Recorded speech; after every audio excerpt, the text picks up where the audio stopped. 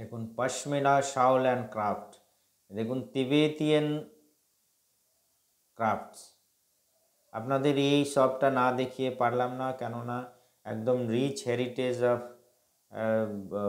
Buddhist কালচারের যে সমস্ত পেন্টিং আর্টস আর স্ট্যাচু যেগুলো পাওয়া যায় সমস্ত এই শপে পাওয়া যায়। আমরা লাকিলি এই শপটা ভিজিট করলাম, যদিও আমাদের সুইটেবল হলো না কিছু কেনা, তবু আপনাদের না দেখিয়ে পারলাম না। দার্জিলিংয়ে এক ফেমাস তিবেতিয়ান ক্রাফট শপ, এটা মাল রোডের উপরেই আছে।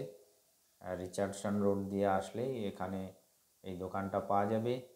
দেখুন সব মূর্তি, যেমন বুদ্ধিস্ট কালচারের যে সমস্ত মূর্তি হয়, তিবেতিয়ান ক্রাফট বলছে এখানে দোকানটা। আর অসাধারণ সব কারুকার্য, একদম কিছু কিছু ব্যাগ ট্যাগও দেখা গেছে।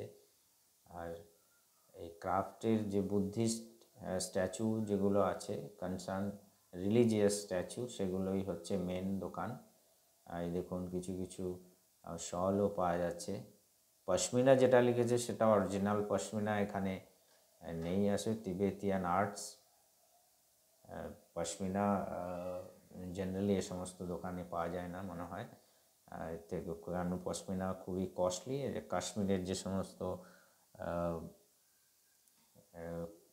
ভেড়ার স্পেসিফিক ভেড়ার লোম থেকে পশমিনা শাল হয়, তো সুতরাং এখানে লিখেছে ঠিকই, কিন্তু মনে হয় না পাওয়া যাবে পশমিনা। আর পশমিনা আমাদের চোখেও পড়েনি।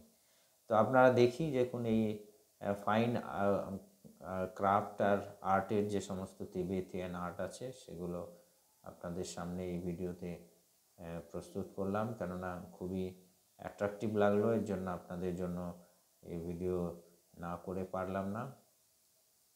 দেখুন ক্রাফটস আছে, মাফলার আর কি, এগুলো যথেষ্ট কস্টলি, কেননা ইউনিক প্রোডাক্ট, তো এগুলো যথেষ্ট হাই কস্টে বিক্রি করা হয়।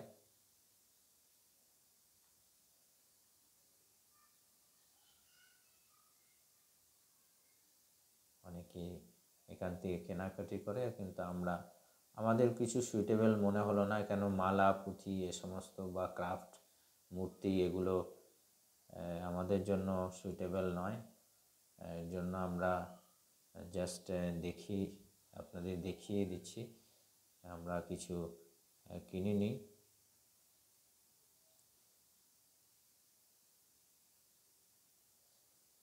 দার্জিলিংয়ে একদম হেরিটেজ শপ যেটা বলা যায়, যারা ট্যুরিস্ট আসেন ওনাদের, ফরেন ট্যুরিস্টরা জেনারেলি বেশি কেনাকাটা করে।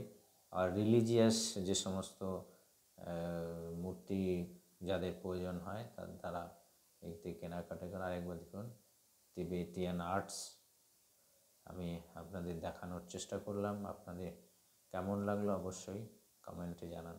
Thank you.